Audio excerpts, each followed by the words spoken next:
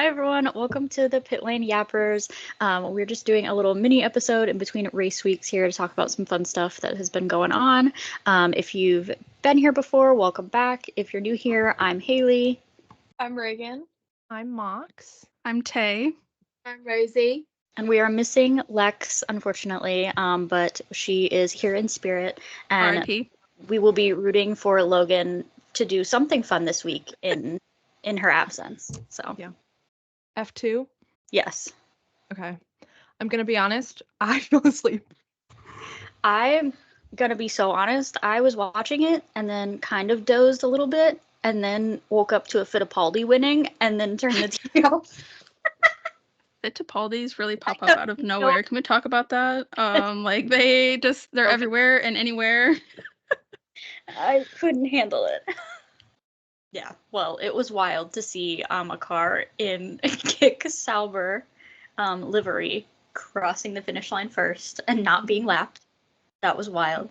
No offense, but that was crazy. And honestly, the kick on my Sauber till I Formula 2. The first thing she said all episode. The battle for third for F2 is actually really interesting. If you did stay to watch to the end, they were side by side at the finish line. Between the three, it was 0.03 of a second, and it ended up being Hauger who took third, and it was versus Crawford and Cordeal. So that was actually pretty interesting because we don't get that in F1 anymore. So. Yep, fellow Houston, Texas resident. Wait a minute. Came in fourth. We got it between Checo and Alonso last year. Okay, the one time we've gotten it. Yeah, I just needed to let you know we do have it in F1.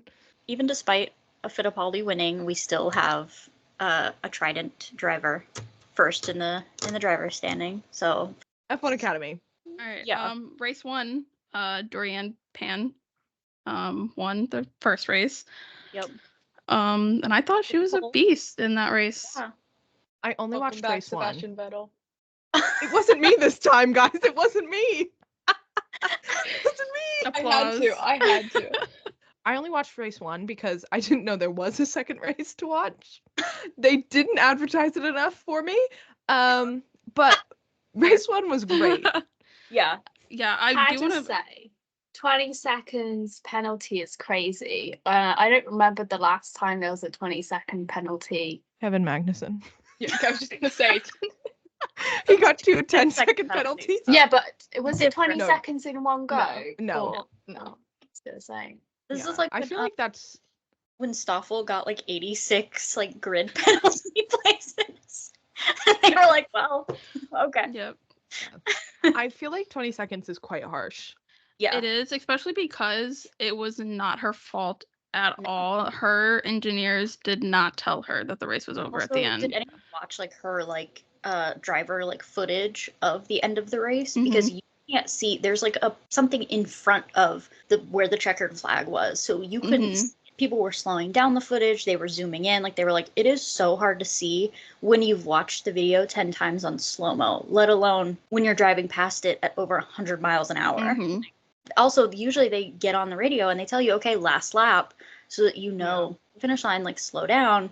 They clearly didn't communicate that with her, and I feel like it should have been a team fine instead of her getting her win taken away, basically. Agreed. Yeah. I did see some people saying that they think the reason it was so much of a penalty was because it's the first race and they're like wanting to make like an example out of her almost to like be like, it's a serious racing series or whatever. But even still, like if that type of penalty happened in actual like in Formula 1, would people let that slide? Like, I don't know. Like, no. If it was F1 and they were like, she didn't see the checkered flag or we didn't tell her, like they would work so hard to prove that they were at fault, not the driver. Like it's very different. Yeah. There's just a lot of stuff that needs to be ironed out. Obviously, it's like it's a new series relatively. So I also think it should be a longer race. I do agree with that. I think the problem is that with having a longer race is they already in certain races, like they had F1 Academy, F2, and they had F1, But I agree. I would love to see more than 12 laps, basically. Yeah. Mm-hmm. I think know. it would be. I don't think they. I think they do get to show themselves, but then when a safety car happens, I feel like the race is basically over because you don't get Anything. Yeah. You get you don't get nothing. anything. So like to an extent, they can show their potential, but then I feel like they're not showing their full potential and what they can do in a 12 it's like lap they're race. trading off, like Susie making it so that they're racing alongside the F1 calendar has obviously benefited like people knowing that F1 Academy exists and like the exposure of those drivers to these teams and everything like firsthand. Obviously we can see that with like so many more like liveries of the F1 teams on the F1 Academy cars this year, but they are taking that hit of they're having to lessen their races and like their race weekends and stuff, and I think it's going to take a while to iron out. They could have had a race this past weekend somewhere, because everyone's like, they should be in the F1 calendar, but the off weekends, because everyone's like, oh, what do I do without F1? It would be the perfect time to put in a new race that's like F1, but with women. Yeah. It's like, oh, F1's not here. You have F1 Academy. Like, yeah.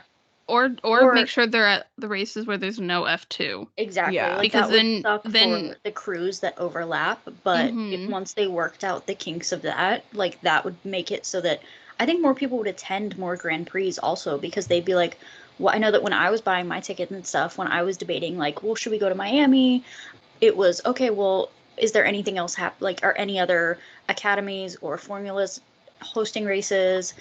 Is there a sprint weekend? Like that kind of stuff. Like what else is going on that weekend? Because it is such an expensive sport to follow in person. Spreading it out and making it so that basically almost every weekend has either F2 or F1 Academy would really benefit ticket sales too. They'd be like, oh, I want to go to this race because my favorite F1 Academy driver is going to be there.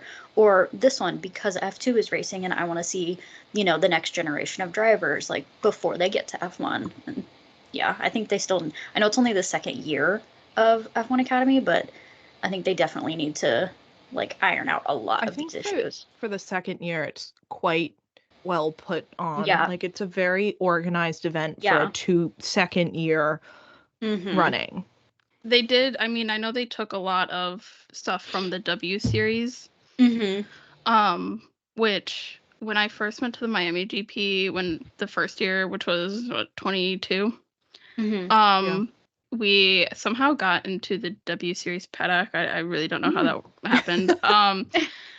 But we basically we were talking to this guy who had all of was like in charge of like communications or like advertising, stuff like that, and basically was like, nobody wants to put money into a series that has women. That's why the W series fell off. Yeah. So I think it's so nice to see F1 Academy doing so well and being so well received already, because the W series did not get that back in 22. And I knew nothing about Formula One. I literally went because they had my boyfriend's parents had spare ticket. So like I knew nothing. Yeah. So now that I do know stuff, I just think it's really nice to see. Oh, for sure. Yeah. And especially seeing so many different team principals or like other, high up employees, but also seeing like other I know last year we had Lewis that went to a few of the F1 Academy races, and that was great. So did Seb. Yeah, Seb went to a few of them. Like that's great. Those are the people we kind of expect to always show up with stuff. They're, we can always rely on them to support stuff like this. But it was nice seeing, like, last year at the last F1 Academy race, they had George up on the podium. He, showed up again this last week. McLaren drivers pulled up. Fernando went and watched the entire race. Like that, they're taking time out of, they're packed not only with their racing and their training, but also their PR and their media and everything that they're doing. I think though it's also really impressive to see not even just like Alonso, Lewis, Charles, but I think it was really impressive to see Jess Hawkins. Yeah. Another woman, but somebody who was like making headlines before F1 Academy even like was, oh, we have to sponsor a Academy driver, like whatever. Like Jess Hawkins was there and she was watching the race, giving pointers. Like I think that's so important. I think it's more important to see women who are not in a series like this support the women in the series more than a man supports the series of the team driver. Like, no. Not to change the subject completely, but can we talk about my girl Leah? She did so good when she wasn't getting run off the track. I was gonna say, people were against her from the beginning for some reason. Yeah. How was that not penalized? I don't know. I was literally I think because she took herself out. Yeah, she did end up getting out of the race, so yeah. That was so dangerous. Like exactly. That was not could have been avoided. Missing a checkered flag versus putting not just yourself but other drivers in danger, like that should be more. She fully ran into. Yeah, literally. Like she was driving dangerously, like, and it was not. And Leah was doing so good. She was doing so good. I know. And then it was just over like that. For her to have that, did she have an engine problem the race before, or she DNF'd like right before the end of the race? I forget what happened, but George Russell Cole. Literally, she was like 5th or George something, Russell, Singapore. and DNF'd, and it was awful. Like I think it was the penultimate lap of the race she DNF'd, and it was like she could not get a break that weekend. But our girl is gonna race in an F1 car. Yep. Yeah. I'm so excited, and she's so excited. I think it's really amazing. I'm so sad that I can't go because I was considering it.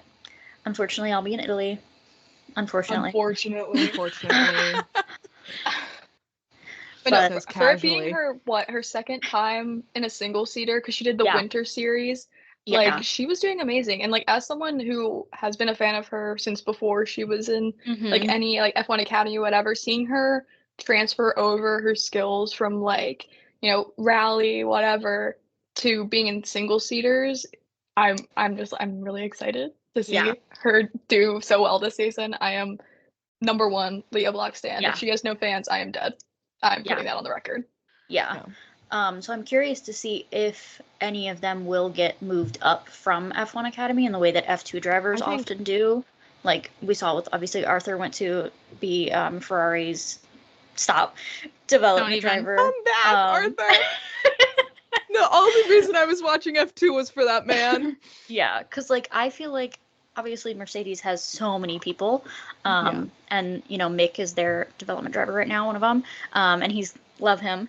But it would be interesting to see what Dorian could do and what the teams working together with her could do, because she's showing how good she is already. I think it's going to be very interesting to see like who wins F1 Academy, and like I feel like the top 5 drivers, even if it's not through F1, are going to get noticed by other driving not academies but teams, like maybe an endurance team or an IndyCar team or something like that. Like I think it'll be very interesting to see what doors open for these women who are now like actually getting more attention than just there's a women's team, woo. Like it's going to be very interesting. I think it would be more exciting to see them in like an endurance team. Yeah. IndyCar, where it's like a lot more attention on them, like front because they can drive, not because they're a woman. Yep. This is a good segue, Dorian, to Mercedes, to the Mercedes seat rumors. Yeah. Yep. But I truly thought for the longest time it was going to be Carlos. And I still think it's going to be Carlos. I do too. There's just way too much like conversation happening between his dad. It makes sense as well. It does, and this is why it logically makes sense, because Toto said that they have to make a decision after 3 or 4 races, so we will be getting a decision soon. But it could be after this weekend. Yeah, he said basically, do we go for like a young driver and plan for the long run, or do we go for like an experienced driver and try to optimize it in the short run and give the young drivers more experience? And I think with Audi coming in, I think it would make more sense for Carlos to go to Mercedes for the year until Audi comes in, and then they can put in a younger driver. Or whatever it is. Whatever. It is Audi. Audi. Everyone else is just gonna leave it at whatever. me, But I will say that was okay, not to bring him up, but that was after he was asked, is Sebastian Vettel driving for you? Yeah. And he said, we'll see a decision in 3 to 4 races. Yeah. So that wasn't a no, which is why I have him written down. But next to it is delusion. Yeah. I think he could. I think Seb's like, yeah, I would never say no to I coming haven't done this back. time too, so I can't I say have, I agree. but then the whole thing with like Fernando Boring. Alonso's. Put Mark Webber back in a car. Welcome back, Mark Webber. Mark Webber. Webber. Oh no, it's the week of it. But We'll have to. I think also it's very interesting to see that like everyone's like, okay, Carlos is 100% going to Mercedes, but then like it came out Fernando Alonso and his manager met with Toto over the winter break, and then Fernando posted like happy to be home with the same cup that Toto had, and then George posted a photo there, and everyone's like, wait a minute. And he was on a flight. Do you know what's funny? Is Toto Wolff is damn nearly a foot taller than Fernando. Okay, He is and 10, and it's just. I think I also want to see Alex Albon there. I Yeah. have very strong feelings about that. I know people don't Mercedes. want him being teammates with George, but I think he could think really they prove could. himself in a team like that because I George don't and him. even mind him being with George. I just feel like he has such an opportunity to build himself around Williams, and Williams is in a trajectory that like they can get back up to where they used to be. And I feel like if he pulls a Lando and just stays put and lets the team build themselves around him, he is like gonna be set. But it just depends on like his outlook. I don't know how he's like, I don't know. You're saying pull a Lando, and yet Lando hasn't won a race yet. Yeah. Was that necessary? Okay. But do you know who has the won a whole race? thing. The whole thing is Do you know for who him to hasn't- stay. Do you know who at won a race McLaren. with McLaren their first year was Oscar. Sprint races don't count as real race wins. Sorry Yes, to say they that. do. Yes, It they is an do. on-track win. But I could've said don't know why Charles. Mox Like, I had don't to bring know, up like- the whole win thing. It was not even about wins, okay, Mox? Okay, going back to what Reagan was saying though, I feel like Williams, the past like few years, they're kind of a feeder team for Mercedes. And they don't want to be anymore. They don't want to be, but like they were like, okay, we know George is going to Mercedes. They had the whole agreement with Kimi. It's kind of like they're kind of forced to be this feeder team. So that's why I'm like, Alex could actually go to Mercedes. But I think if Alex continues to stay and James wants to go away from being a feeder series, I think it could work if they do exactly what Lando is doing with McLaren, staying for a long period of time, letting the team build around you as a first driver. Boom, like, you know, Playing the long game. Going back to Mercedes. There's two more people on this list. Kimi. Unfortunately, not Raikkonen. Move on. But Oh boy. he's Kimi. like so young. I feel like there's so much pressure on this poor kid. Imagine just getting out of F3 and then being told that you're about to replace. I mean, isn't that what Max did basically with Toro Rosso? Yeah, but by the way, you're going to replace 7-time world champion Lewis Hamilton. Yeah, that's a little different. Yeah, I think Kimi has way too much pressure on his shoulders. Yeah, and I think Just if please Toto give him a is few going more years in to, F2. yeah, if he's going to announce something like this, like, you know, announce this person in a seat, like, don't announce a kid who's only had 2 F2 races. I think that just, I don't know. That's gonna be too And much. I get him for the rest of the F2 season. I get that like Toto's like, oh, I'm so nervous that we're gonna miss out the next Max Verstappen, but like, has Kimi really proven that he's the next Max? I feel like he hasn't. Anyway, they already missed with Oscar. Yeah, exactly. It'll never happen, but put Mick back in a Mercedes, and I think he would shine. Yep, absolutely. But Mick. I think that would be good. I'm not gonna lie. I think that could be a good little teammate situation going on there. And listen, Audi wants a German, and right now they're looking at Nico Hülkenberg. This is the only German on the grid. Get Mick Schumacher in a car. ASAP. Get Mick Seb back now. Get the German back ASAP. If they don't, then I need Audi to hear me out because literally take anyone besides that German. Yeah, I'm gonna start a campaign. Bring back Britney. Fun fact, actually. Bring back Britney. These guys are reaching My fun fact his is Botox are all done. Oh. when Oscar qualified on the front row last year, he was the first rookie to qualify on the front row since Hulkenberg in 2010. That's wild. Okay, Nico. Still Okay, no Nico. podiums though. It's only for I don't Rowan think anyway, Oscar I wants imagine. that stat either. Yeah, but Mick is not on the list. They haven't even mentioned him, which I'm like, okay, that's sad. Yeah. But you it's know who actually really they no one have talks about mentioned? him. Max. Yeah. Which It's wild. everyone's like, Max is never going to Mercedes. And I was like, I said Lewis was never going to Ferrari. So, you know, I'm not going to say never That say is never. true. I remember I read the original article that leaked the night before from the Italian media. I read that article to my mom, and at the end she was like, "There's no way he'd ever go to Ferrari. That's a really good article though." And then the next morning I was like, "Guess what?" My mum, who knows nothing about sports, let alone F1, messaged me like, I've heard Lewis Hamilton to Ferrari, and I was like, My grandmother texted me about it. It was like, how do you feel about this?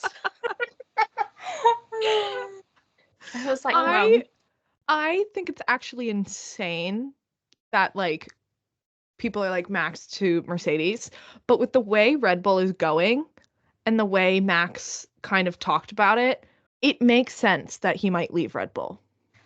Yeah. But to Mercedes, I don't think so. I You know what? think Screw it. Put Nick DeVries in a Mercedes. No. Call it a day. No. So, Mox, if you think Max is leaving Red Bull, what's your seat reshuffle then? I'm gonna give me 5 minutes to reschedule. Maybe I would keep Checo. I would put if Max is leaving, I would put Carlos as the #1 Red Bull. Oh no, 'Cause Carlos I don't is know at if- Red Bull, but Checo would be Checo would stay. Checo's still the second driver. Yeah. Poor Checo. Because I think I don't know if we mentioned it before on here or not. I might have mentioned it in another episode that I feel like Carlos is the only one on the grid right now that has the race pace that can match Max. Yeah. So I've if said he that too. is leaving, then that's the only move that makes sense for them to And I think- still try to fight. I think the logical thing for Carlos to do, if he needs a seat and he's like, okay, Mercedes obviously has a seat, he goes to Mercedes and says, listen, I had a worse car than you last year, and I proved that I could win over Red Bull. Yep. So that's the best argument you can give Toto Wolff. Doesn't Carlos's dad for rally racing, doesn't he drive for Red Bull or have their livery or something? Which is crazy because He his has dad a Red Bull looks suit. like a million years old. He also has some Audi ties, though. But I don't think Red Bull is going to take Carlos because I think I don't think that's their first option. They want they'll want a long-term contract, and Carlos has Audi lined up apparently. Yeah. I mean that's all rumors, but and they know someone like Daniel or even Liam Lawson will be ready to sign a long term. Put Lawson in a seat. Please get my boy Liam in there. Put Lawson in the Red Bull. He's earned it. So a promotion isn't a stretch. wait, hold on. Did you see what I sent you? This is a rumor, but did you see what I sent? Where? On Twitter. And it said Aston Martin might sell. Oh yeah. And they want Max and they want Adrian Newey. I knew Newey was going to be going to where the money is, and that's Aston Martin. Mm-hmm. If Newey leaves Red Bull, he's going to the money. Yeah, but Newey has said that he's always wanted to work for Ferrari, and he's also wanted to always work for Hamilton. Yeah, but he also Lawrence Stroll is the richest man in Canada. Yeah. Okay. And if Newey doesn't go to Ferrari in the next couple of years, he's going to miss his chance to work with Hamilton. No, but if Adrian Newey goes to Aston Martin, guys, you do not want to be near me. I think that kind of goes into our 2025 predictions. Yeah. So let's We start with go Ferrari. Yeah. Oh, well, or we Charles could do it and that Lewis. way. Yeah. Never mind, we already know that. Aston Martin. I say Stroll and Alonso stay. Me too. Agreed. Except I'm a little nervous about the retirement conversations with Fernando Alonso. Not he's leaving, not that he's retiring, but that he has another team lined up and he's trying to see if Aston Martin will pay him more. If not, he's going to go to somebody else. They probably will. Lawrence Stroll. Yeah, I know. Lawrence Stroll, hear me, please. Yeah. No, he's not letting Fernando go. Not even like, oh, because he's, champion and he's, whatever. He's not Just letting because he wants to hang out with Fernando Alonso all the time. Yeah. Also, Lance doesn't do PR because Fernando Yeah. does it all. Exactly. Okay. Red I think this Bull. is where we differ, Red Bull. I said it's going to be Max, and I think they're going to move up Daniel. Sorry, Checo. I also said Max and Daniel only because they keep talking about Daniel going to the Red Bull seat, and that's the only reason I put him in that position. I said Max I and just Carlos. realized I didn't put Daniel anywhere. I don't think I did either. I knew I was forgetting someone. I think what is Okay, wait, I can change it. surprising is Yuki is consistently outperforming Daniel at the minute, but there's still no conversation of moving Yuki up, which I think is interesting because there's no conversation of making him the number one driver for B-Carb. Yep. Yeah, whatever that name is. So I feel like if you've got a driver that's out consistently performing your other driver, you either move him up to your parent team or you make him the number one driver. Yeah. Don't understand why neither of that's happened. Exactly. Well, Well, I do. I think Red Bull's going with Max and Carlos. Love. Are we saying goodbye to Checo's 14-year-long career? No, Checo's on my list. Checo's on my list. Sorry, he is not on mine. I'm gonna be 100% honest. He is not on mine at all. I'm so sorry. I don't think he deserves, unless he wants to retire. I don't think we'll he go should through lose it. Obviously, you'll see why I haven't put him anywhere. But I'm just Mercedes. I put George and Carlos. I put George and Seb. I put George and Alex. And then next to it was Seb, if I'm delusional enough. No, I'm manifesting. It's going to be Seb. I want it to be Seb. Going to be Seb? We'll see. McLaren is Lando and Oscar. Obviously, yeah. Williams. Till they die. Williams, guys. I'm keeping Alex and Logan. Crazy. I am too. Logan. So Alex went to Mercedes for me. Williams has two different drivers. Oh. Ollie. Oh. And Mick Schumacher. That's crazy. That is crazy, Mox. No, and I have a reason of where Logan is. I have a reason for why I put Logan where I am. Okay, we'll get to that. Explain it. We'll get to that in a second. But, yeah. Williams has a whole different team for next year. Wild. That's crazy. Okay. That's crazy that which Williams might be big Ollie. Pick. They said I kept Bottas. I kept and Joe. Even though on my prediction I said that Bottas is going to retire, but listen, I don't know who else would replace him. Yeah. I put Valtteri and Joe, but then in parentheses I put also maybe a Fittipaldi. Like one of undiscovered of them. So just could just get them. Okay, Haas. I put K-Mag. I did too. Who did you put? Ollie and K-Mag. Oh. Yeah. I put Checo and K-Mag. No, my gosh, that is crazy. That is a cursed team. I'd rather him retire than have that downgrade. Well, just wait till you see where I put Checo. I know where you put Checo, Reagan. That's crazy. From a Red Bull to a Haas. Are you crazy? No, Haas is actually doing quite well for them right now. With what money? Gene's out of money. Well, Gunther's gone, so Gene's he could be the new Gunther. I think Behrman solely because, well, I mean, they're obviously not putting him in Ferrari right away. Yeah. So the only next best thing is to put him in a Haas. I put him in Williams. But there's not. He doesn't have a rapport with Williams, unfortunately. Okay. I feel like he'll be at Haas for like a year or two as like a second driver, and then move up either to be Haas's first driver or move somewhere else. Yep. Yeah. Guys, I don't have Nico anywhere. No, actually, Nico's out. Oh, me either. No, sorry, Nico and so Checo many people. Out. Okay, so that moves us to V Carb. You know, think I'm insane. I put Here's my Yuki reasoning. and Liam Lawson for obvious reasons. That's what I did too. So I put Ricardo and Sargent. And okay, hear me out. The whole reason Yuki didn't lose his seat for the first year after his first year at VCARB was because Honda said, we want him to stay. Ford's coming in 2026. They're going to want an American. The only American possible is Logan Sargent. And so they're going to have to get Sargent before he signs again.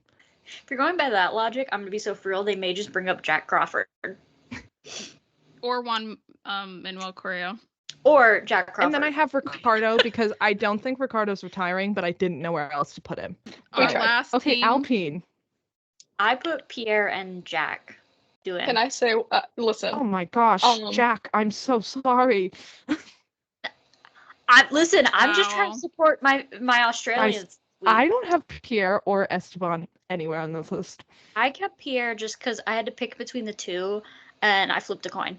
I kept them because I didn't know who else to put, and I feel like they're gonna stay. But you guys won't like me for this one. Oh no. Haley will hate me for this one, but Yuki and Liam Lawson. I have no reasoning other than I think they will have C. I just didn't know where to put them. So you I think it actually will be French people, but I put them in the French team because I had no other spots. That's kind of the same reason why I put Checo or Jack. Okay, listen, Checo or Jack, just because I wanted them to have a seat, but I didn't know where. And then my other seat, I was just like a French fry. I don't know, one of them. I put Frenchman and then another Frenchman, but I was like, okay, it needs to be more logical. And I think Yuki and Liam Lawson are better than both Esteban and Pierre, so they deserve the seat better. I just don't know where I would put them. Oh my god. Because, okay, as much as I'd love Yuki to stay, if Red Bull had to choose between Yuki and Daniel, they're going to choose Daniel time and time again. Whether Yuki has proved that he's better than Daniel or whatever, they're going to go with the guy who's their PR.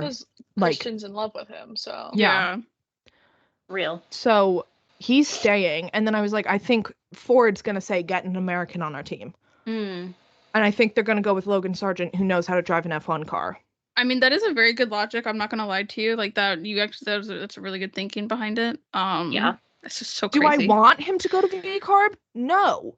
Okay. One thing I will say, I within the next couple of seasons, 100% want to see Liam and Jack in a seat. But my dilemma with that is the people that they would replace are in the bad teams, and I want to see them in a good, I just don't know where logically it would make sense for them to go. My only thing is that unless there's big moves, then I think also the reg changes in 2026. So by the time those people or even literal children that are currently in the F2 grid are getting seats, who knows what the cars are going to look like?